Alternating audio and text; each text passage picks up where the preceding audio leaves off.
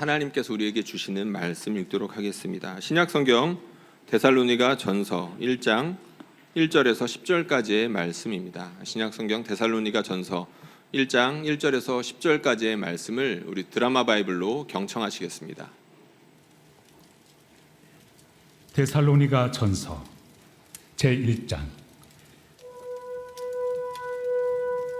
바울과 실와노와 디모데는 하나님 아버지와 주 예수 그리스도 안에 있는 데살로니가인의 교회에 편지하노니 은혜와 평강이 너희에게 있을지어다.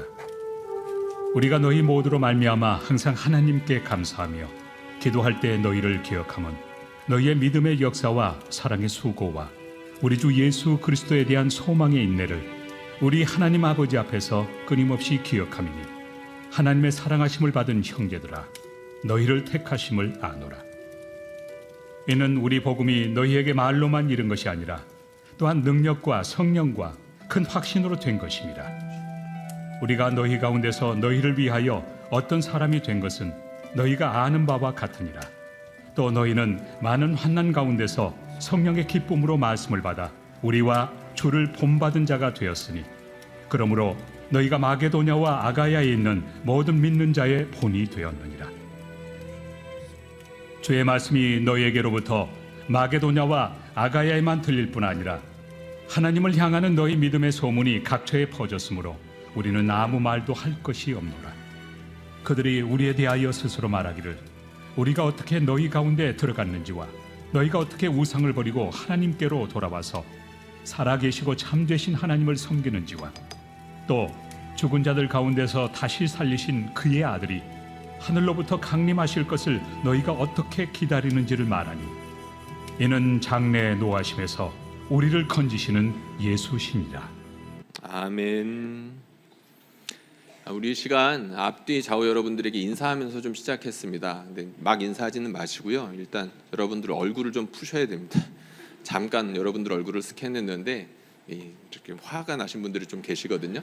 일단 얼굴을 푸시고 앞뒤 좌우 여러분들에게 인사하겠습니다. 사랑하고 축복합니다. 잘 오셨습니다.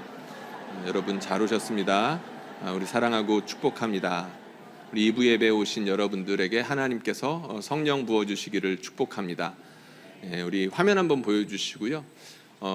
제자입니까? 라는 책이 있습니다. 굉장히 오래된 책이죠. 20대 초반에 읽었던 책이었는데 이 책을 읽으면서 굉장히 이렇게 가슴 설레고 이렇게 뜨거워졌던 경험이 지금까지도 기억이 납니다. 후안 카를로스 오르티즈 목사님, 이름이 독특하죠. 남미 분이시고 남미와 특별히 이제 아르헨티나 지역에서 교회 성장을 이끌던 그런 귀한 분이셨습니다. 이분이 젊었을 때 교회 개척한 이야기가 이제 여기에 나오는데 이제 이분이 이제 말씀을 잘 전하시다 보니까 사람들이 그야말로 밀려 들었던 것 같습니다. 교회 개척을 한 지 얼마 되지 않아서 이제 막 수백 명의 사람들이 막 몰려 들었는데 그렇게 신나게 그리고 정신없이 사역을 하는 중에 어느 날 갑자기 하나님께서 목사님에게 찾아오십니다. 찾아오셔서 뭐라고 말씀하시냐면 너는 내 몸을 코카콜라 공장으로 만들고 있구나, 이런 이야기를 주시죠. 이 이야기를 듣고 목사님은 깜짝 놀랍니다. 이쯤 하면 잘하는 거 아니야 라는 생각도 했을 것이고요. 난데없이 왜 공장 이야기를 하실까라고 생각이 들기도 했겠죠. 하나님께서 자신에게 무엇인가를 경계하고 바꾸시기를 원하신다는 생각에 다시금 자신의 사역과 교회를 돌아보기 시작했습니다. 그랬더니 교회 가운데 사람들은 밀려 들어오는데 한 사람 한 사람을 자신이 세심하게 돌보지 못하고 있다는 사실을 깨닫기 시작합니다. 사람들은 많지만 그 사람들이 건강하게 성장하지 못하고 있는 것도 발견하게 됩니다. 그러면서 자신이 목회를 잘 못하고 있었구나라는 그 사실을 이제서 깨닫고 이제 후회하고 그리고 회개하기 시작하시는 거죠. 그러면서 교회를 소그룹 체제로 재편하시고 그리고 훈련에 매진하는 교회에 대한 이야기가 이 책에 이렇게 짧지만 아주 감동적으로 나와 있습니다.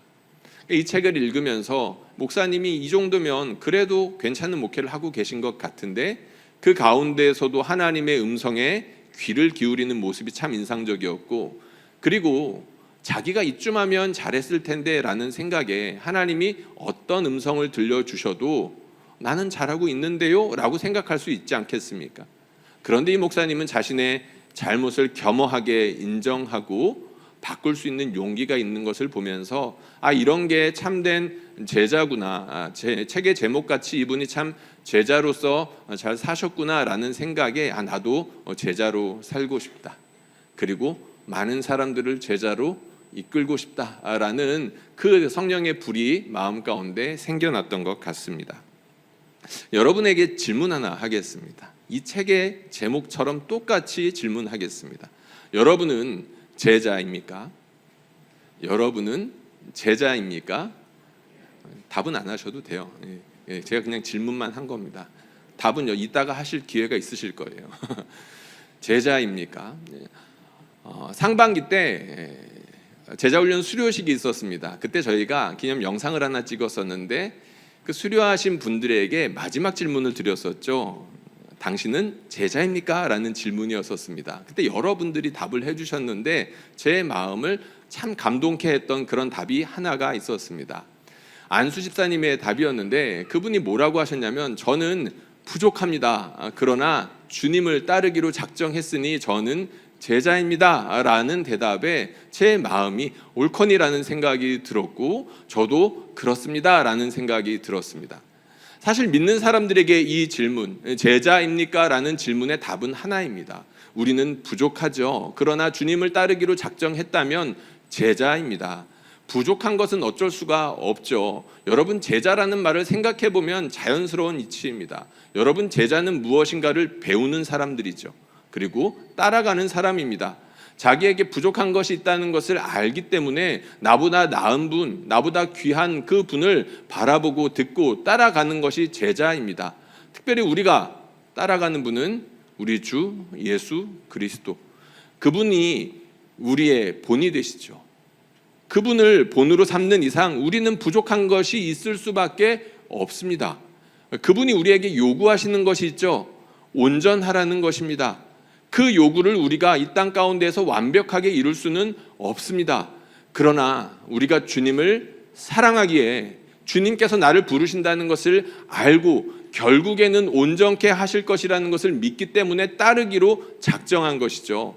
그런 차원에서 우리는 부족하지만 제자입니다 라고 용감하게 대답할 수 있어야 합니다. 바라기는 이 제자입니까? 라는 질문에 여러분들 아멘, 부족하지만 제자입니다 라고 답할 수 있기를 주님의 이름으로 축복합니다. 제자입니까? 라는 제목인데요, 오늘 말씀 제목은 제자입니까? 첫 번째 시간입니다. 두 번째 시간이 있을 수도 있고 세 번째 시간이 있을 수도 있습니다. 이게 무슨 말이냐면 제가 아직 정확하게 그걸 모른다는 겁니다. 왜 그러냐면 담임 목사님께서 언제 오실지 모르기 때문입니다. 여러분들 담임 목사님 기다리고 계시죠? 이제 곧 있으면 이제 2주 3주 정도가 지나면 곧 이제 수술하신 지 3개월이 이제 되십니다. 이제 그래서 이제 아마도 돌아오실 텐데 건강하게 돌아오실 것이라고 믿고요. 빠르게 회복하고 계신다라고 합니다. 그런데 저에게는 다른 마음도 있습니다. 그분이 오시니까 긴장이 됩니다. 목사님께서 아마 영상 보고 계실 텐데 제 마음을 다 헤아려 주실 거라고 생각합니다. 오늘 말씀 전체의 제목은 제자입니까? 그리고 덕스러운 사람들입니다. 무슨 말이냐면 예수님을 따르기 시작한 사람들에게는 새로운 덕이 생긴다는 뜻입니다. 그리고 덕으로 자라난다는 이야기를 여러분들에게 해주고 싶은 건데요.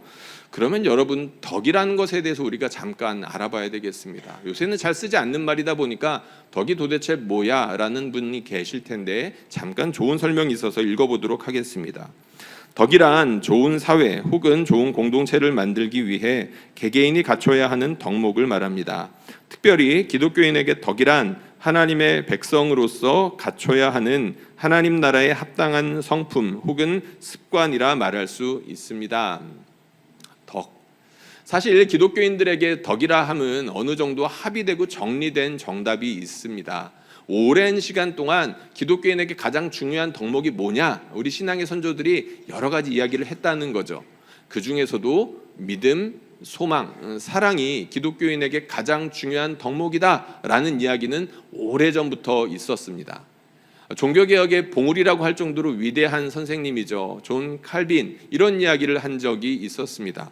믿음과 소망과 사랑은 참된 기독교의 간략한 정의다.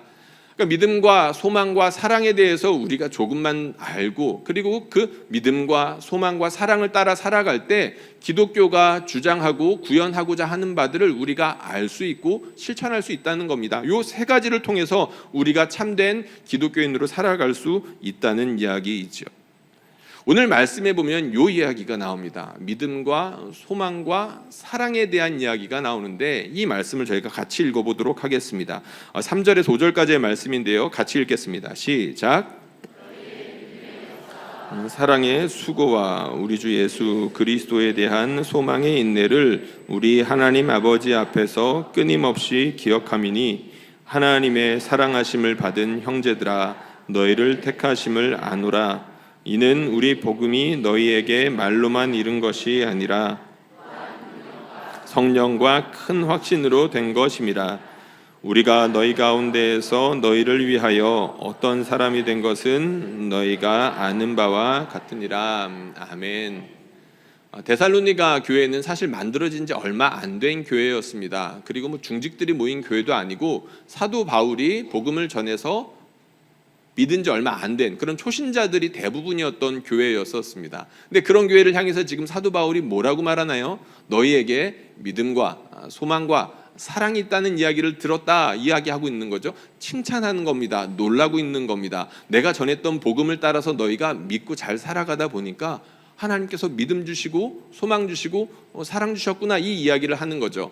그 말을 조금 더 구체적으로 풀어서 합니다. 뭐라고 말하냐면, 하나님의 사랑하심 때문에 너희에게 믿음과 소망과 사랑이 생겨난 거야. 성령의 역사하심 때문에 너희에게 믿음과 소망과 사랑이 생겨난 거야 라고 말을 했다는 것이죠. 그러니까 우리에게 있는 이 귀한 덕들은 내가 노력해서 얻고자 해서 얻은 것이 아니라, 생겨난 것이 아니라 우리 하나님의 능력, 성령의 역사로 말미암아 우리 안에 이 귀한 덕들이 생겨났다는 것입니다.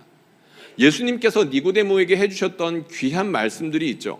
하나님 나라와 거듭남에 대한 이야기였었습니다. 거듭나지 않으면 누구도 하나님 나라에 들어갈 수 없습니다. 그런데 누가 거듭날 수 있습니까? 오직 물과 성령으로 거듭날 수 있다라는 이야기를 해주시죠.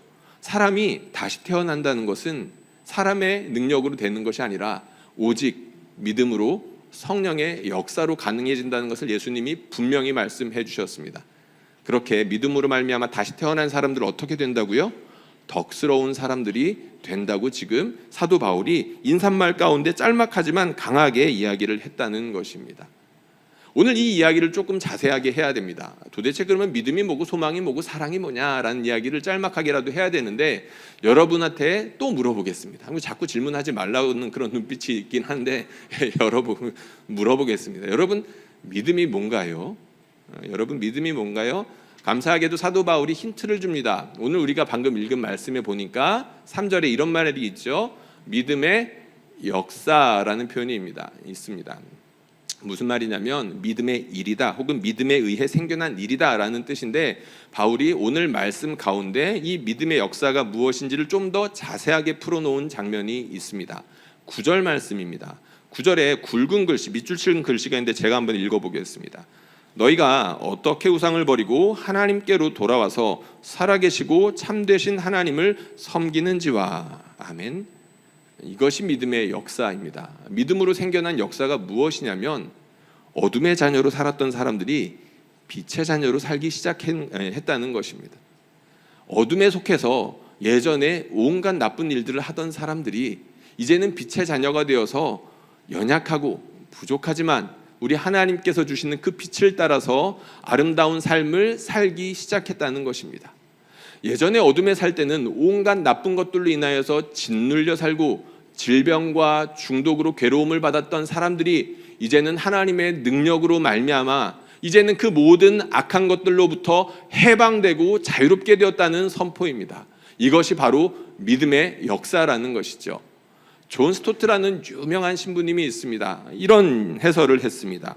믿음으로 그들의 삶을 지배했던 우상들을 떠나 하나님에게로 돌아온다. 예수 그리스도와 인격적으로 만남으로써 우상의 세력이 깨지고 살아계시고 참되신 하나님의 우월하신 힘이 나타나는 것이다. 아멘. 여러분, 믿음은 결국 하나님에 대한 신뢰입니다. 우리 하나님께서 얼마나 나를 사랑하시는지, 아들을 주시고 그 아들을 다시금 살리시고 그 살아나신 예수 그리스도를 힘입어 우리에게 성령 부어주시기까지 우리를 사랑하시는 하나님, 그 하나님을 신뢰하는 것이 믿음이라는 것이죠. 이것은 단회적인 것이 결코 아니겠죠. 하나님을 계속 붙잡고 늘어지는 게 믿음이라는 것입니다. 그러면 여러분, 사랑은 무엇인가요? 사도 바울이 역시 사랑에 대해서 아주 짤막하지만 간략하게 표현을 한 게 있습니다. 3절에 나오는데 이렇게 표현을 하죠. 사랑의 수고와, 여러분, 사랑은 수고하는 겁니다. 당연한 거죠. 사랑하는데 손과 발을 움직이지 않고 사랑할 수 있는 방법은 거의 없죠. 사랑은 수고하게끔 합니다. 그리고 이것을 9절과 10절에 보면 또 이렇게 풀어서 설명하는 장면이 나옵니다. 역시 제가 읽어보겠습니다. 살아계시고 참되신 하나님을 섬기는지와, 사랑은 섬김입니다. 특별히 하나님을 섬기는 행위입니다. 예수님께서 이런 말씀을 하신 적이 있죠. 이 사람에게 행하는 것이 나에게 행하는 것이다.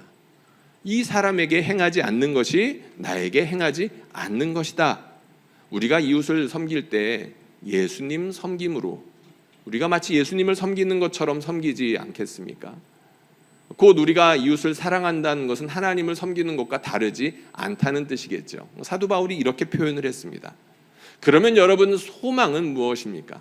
소망에 대한 이야기를 사실은 좀 길게 하고 싶은데 시간 관계상 말씀을 따라서 간략하게 좀 전해보도록 하겠습니다. 여러분, 이 소망에 대해서 사도 바울이 뭐라고 말하냐면 3절이죠. 소망의 인내. 성경에서 소망을 말할 땐 항상 인내와 엮어서 이야기를 합니다. 너무 좋은 것이 올 것이니까 그 좋은 것을 기다리기 위해서라면 얼마든지 힘든 일들을 참고 감내할 수 있다는 뜻이겠죠.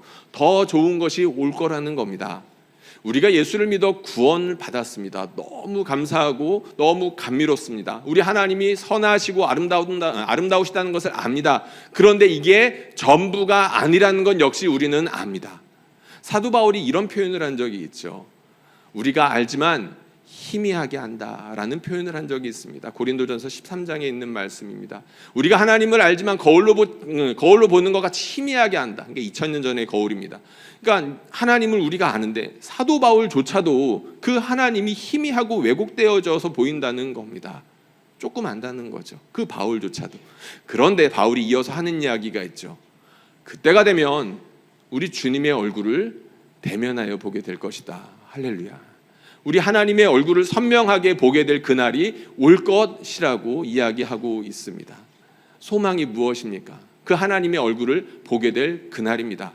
사도 바울이 이 이야기를 오늘 말씀, 우리가 읽은 본문 가운데서 이렇게 또 표현을 했습니다. 1장 10절에 있는 말씀인데 이 말씀 저희가 같이 읽어보도록 하겠습니다. 시작. 또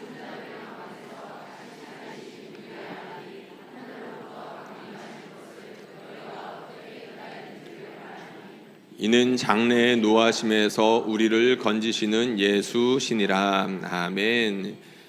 그리스도인의 소망은 예수님의 재림입니다. 예수님께서 다시 오실 때, 정확히 말하면 예수님께서 이 땅에 다시 오실 때 그때 일어날 완전한 구원과 완전한 심판에 대한 기대이죠. 하나님께서 믿음으로 살았던 사람들에게 반드시 보상하실 것입니다. 우리 하나님께서 악한 일을 한 사람들에게는 반드시 그 악한 일을 따라서 심판하실 것입니다.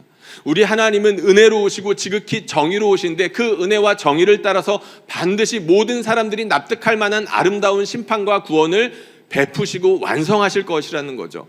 이것을 우리는 이 땅 가운데서 성령을 힘입어서 미리 맛보기 시작했는데 내 안에 계신 성령님을 힘입다 보니까 장차 정말로 그렇게 될 것이다 라는 소망으로 가득 차게 된다는 것입니다. 여러분, 소망이 있는 사람들은 삶의 모습이 다릅니다. 활기차죠. 제가 제일 바라는 부분이 바로 이 부분입니다. 소망이 가득 찼으면 좋겠습니다. 제자 훈련을 할 때마다 나에게 부족한 것이 무엇인가 돌아보는 시간이 있는데 바로 이 부분입니다. 소망을 크게 가졌으면 좋겠고, 이 소망을 좀 더 구체적으로 선명하게 가질 수 있으면 좋겠습니다. 이게 제 기도 제목입니다.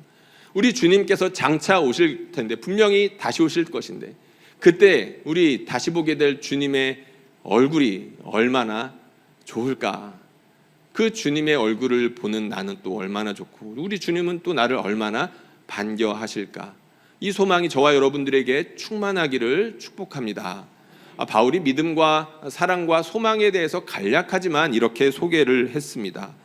사도 바울이 놀란 거죠. 자기가 복음을 전했는데 이 귀한 아름다운 모습들이 데살로니가 성도들에게 나타났다라는 소문이 들리기 시작한 것입니다. 바울은 고작 몇 달 복음을 전했을 뿐인데 그 일들이 데살로니가 성도들에게서 풍성하게 나타나고 있습니다. 이런 이야기를 했다는 것이죠. 믿는 사람들에게는 반드시 이러한 귀한 모습들이 생겨납니다.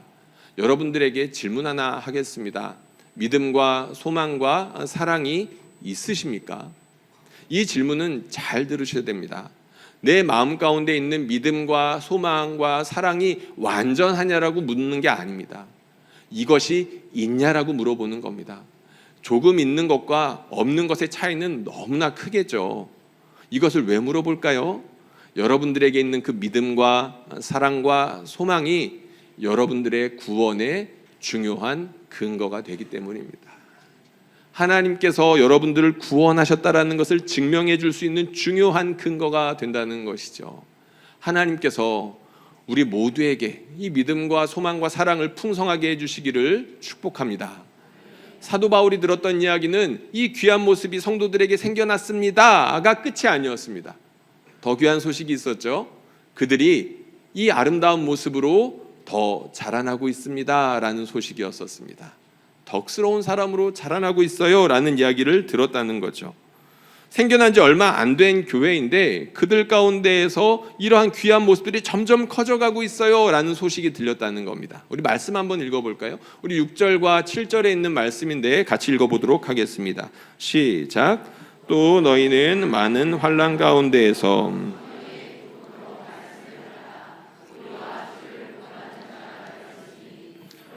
너희가 마게도냐와 아가야에 있는 모든 믿는 자의 본이 되었느니라. 아멘.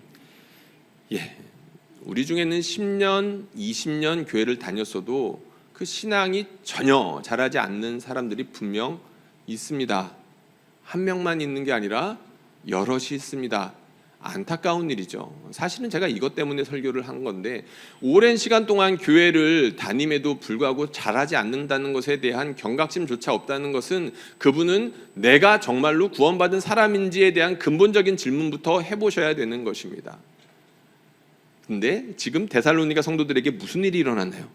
믿은 지 얼마 안 됐는데 소문이 나기 시작했다라고 합니다. 얼마나 특별했으면 소문까지 났을까요? 야, 이 사람들이 그렇게 덕스러운 사람들이래 라는 이야기가 곳곳에 퍼져나갔다는 것이죠.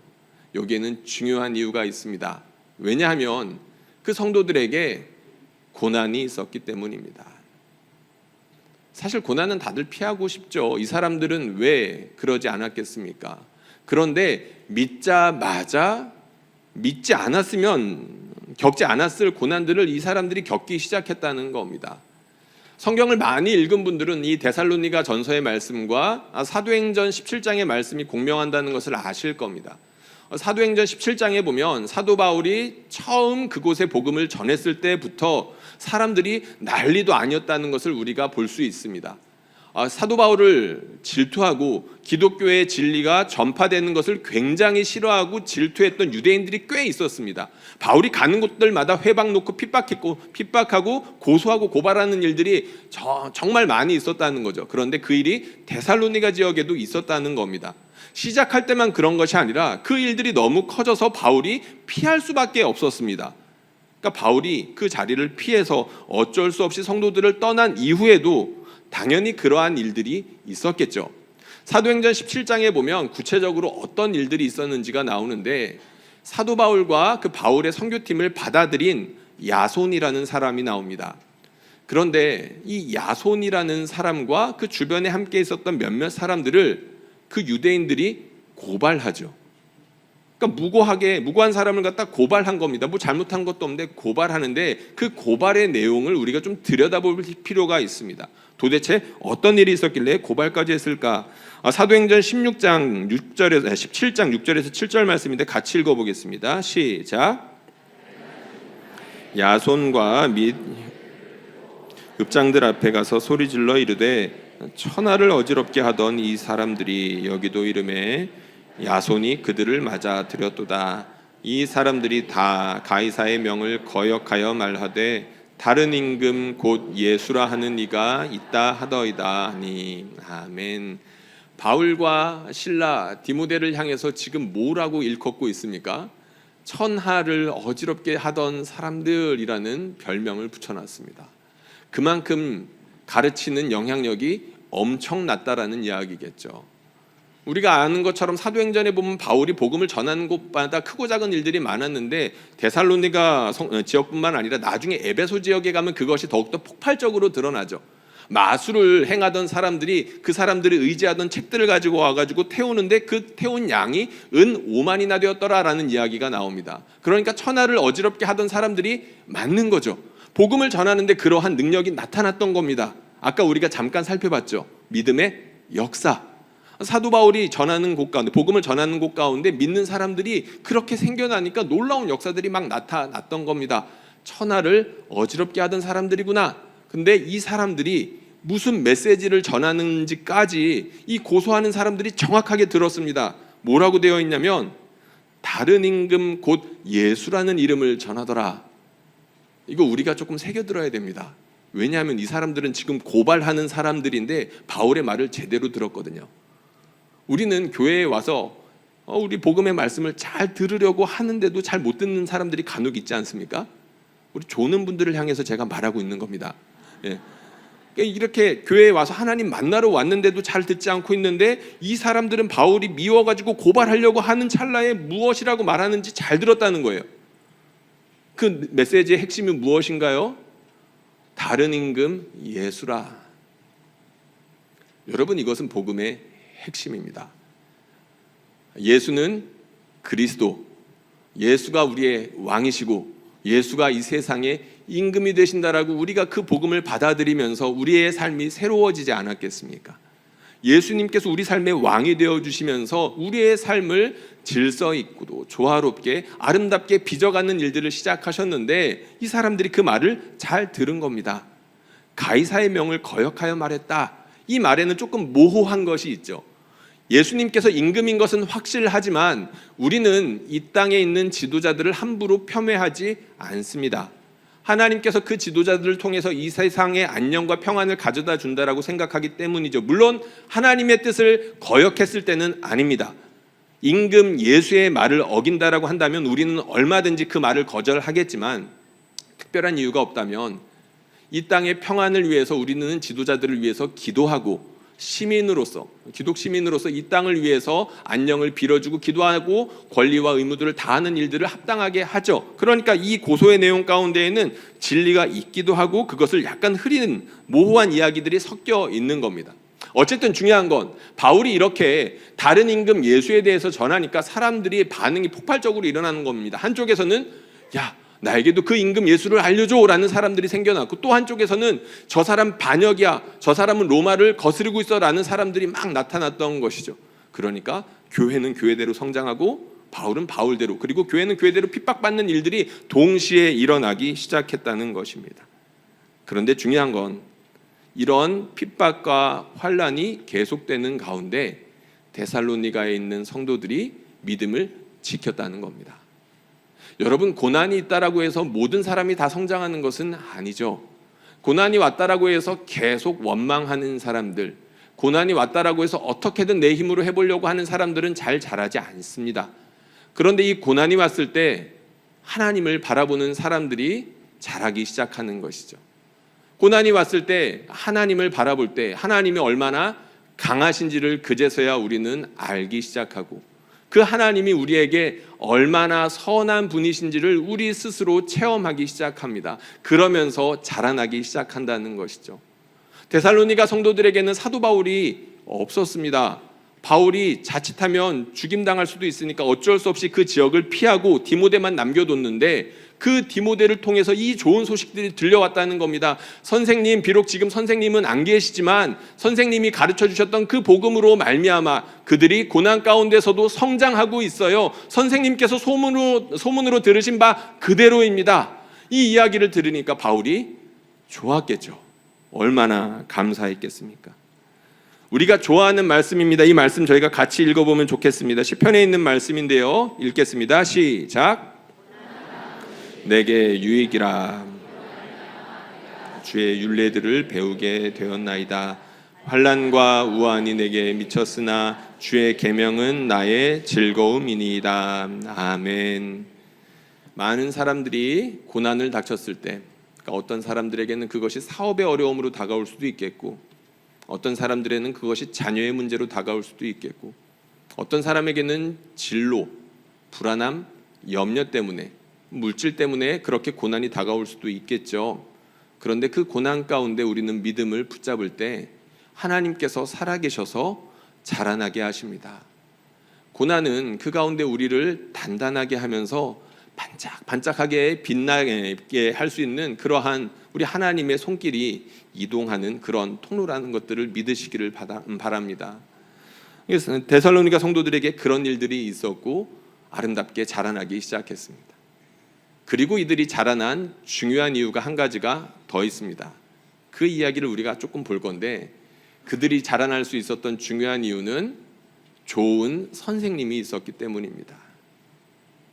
여러분들에게 좋은 선생님 있었습니까? 라고 할 때 기억나시는 분들이 한두 분이라도 계신다면 참 복된 분들입니다.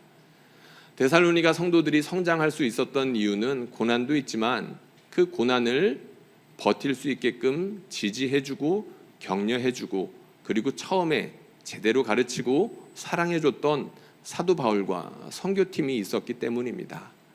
이 말씀을 우리가 한번 같이 읽어보면 좋겠는데요. 바울이 어떻게 데살로니가 성도들을 가르쳤는지에 대해서 스스로 고백한 내용입니다.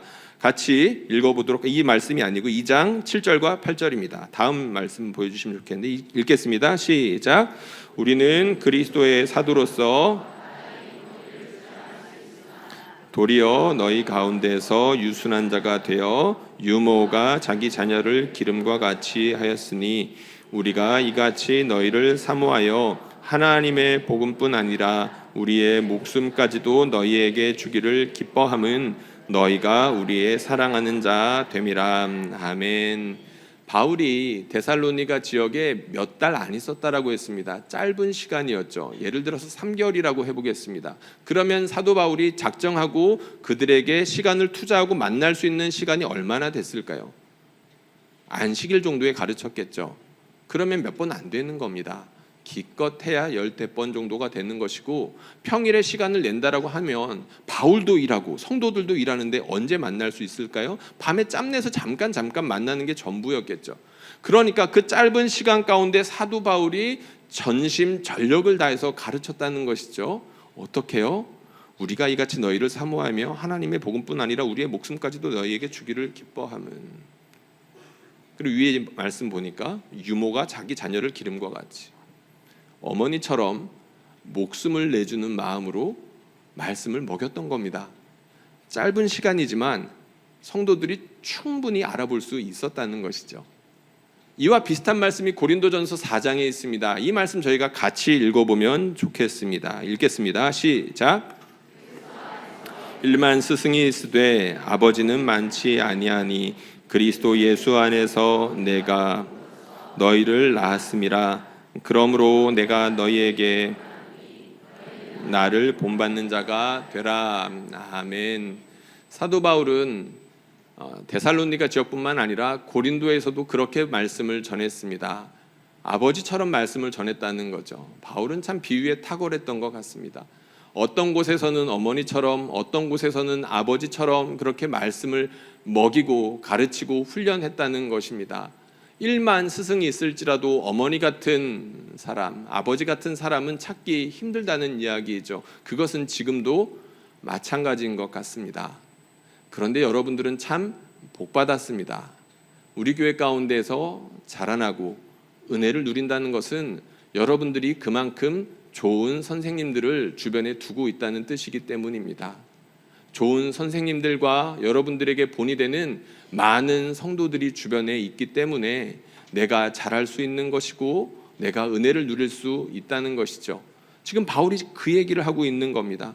내가 너희에게 잠깐 있었지만 그 시기에 목숨 바쳐 전했어. 내가 이 말씀을 전하다가 죽어도 좋다는 마음으로 전했다는 것을 너희도 잘 알고 있지. 고린도 교회에서도 마찬가지였다는 겁니다. 내가 너희를 복음으로 낳았어. 내가 너희를 목숨 걸고 낳았어. 이렇게까지 표현을 하는 것이죠. 그러면서 본을 받아라 이런 이야기를 하고 있습니다. 성도들이 잘할 수 있었던 이유는 바로 이런 바울을 가까이에서 볼 수 있었기 때문이고 그것을 본받아서 자기의 것으로 삼기 위해 노력했기 때문입니다. 여러분, 믿음은 어디에서 납니까? 들음에서 납니다. 그래서 우리는 복음을 들을 때 귀 기울여 들어야 됩니다. 그런데 그 귀 기울여 듣는 것은 결국에 보는 것과 결부될 수밖에 없습니다. 우리의 듣는 것이 진짜인지 아닌지 우리도 모르게 눈이 돌아간다는 것이죠. 데살로니가 지역의 성도들이 사도 바울이 개척할 때부터 바울을 옆에서 지켜본 거죠. 이 사람이 어떻게 복음을 전하는지, 이 사람이 전하는 복음과 그리고 이 사람의 삶이 일치되는지를 자기도 모르게 평가할 수밖에 없다는 것입니다. 복음이 온전히 전해지는 것은 바로 이러한 인격과 인격의 진실한 만남을 통해서만 전해진다는 것을 사도 바울은 너무나도 잘 알았고, 너희가 나에게서 그렇게 배웠으면 다른 사람들한테도 그렇게 본이 되어야 돼 라고 이야기를 해줬다는 거죠. 놀랍게도 우리 데살로니가 지역의 성도들은 그렇게 했던 것입니다. 짧은 기간이었지만 바울로부터 사랑을 받고 바울로부터 가르침을 받았던 것이 비록 짧았지만 그 말씀 붙잡고 살았더니 하나님께서 정말로 함께 해주시면서 바울과 같은 모습으로, 선교팀과 같은 모습으로 그들의 모습을 아름답게 성장시켜 주셨다는 거죠. 그래서 이 결과가 어떻게 되었는지 우리가 한번 이 말씀 읽어보겠습니다. 아까 잠깐 읽었는데 7절과 8절까지 붙여서 읽어보도록 하겠습니다. 시작.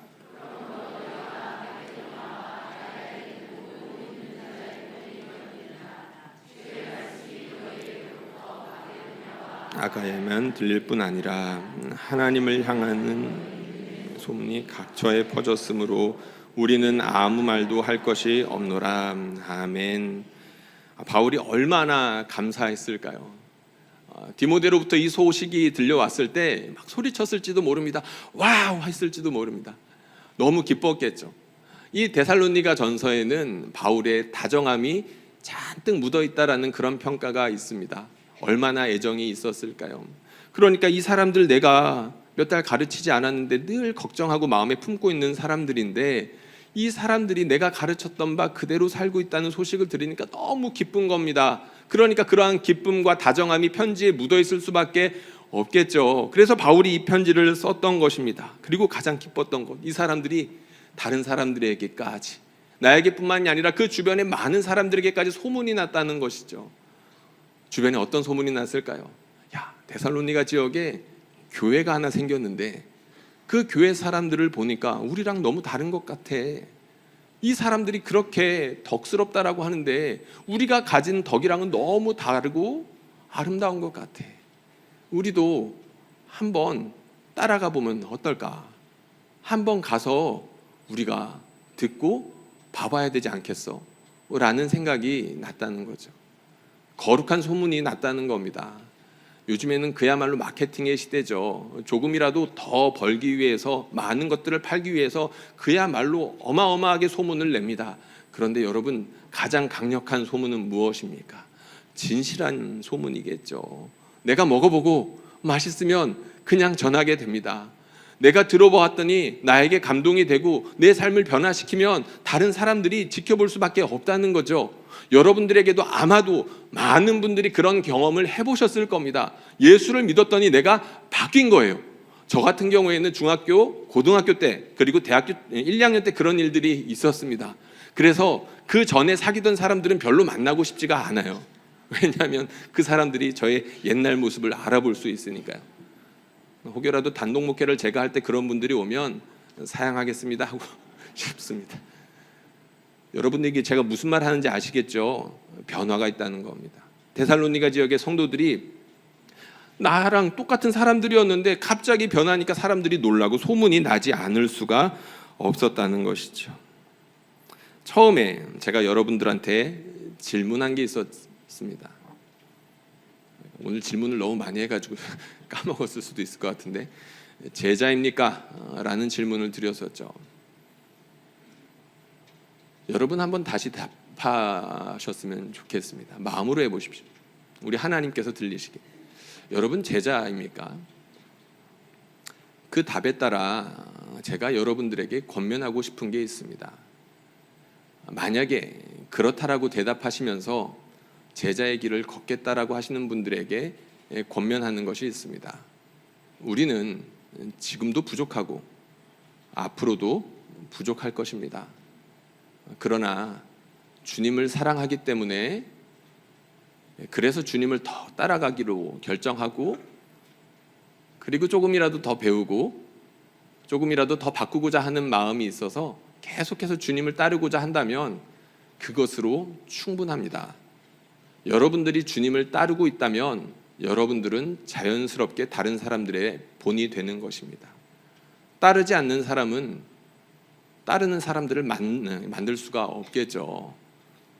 여러분들이 듣고 보고 배운 바를, 주님 따르면서 그렇게 듣고 보고 배운 바를 그대로 전하시기만 하면 됩니다.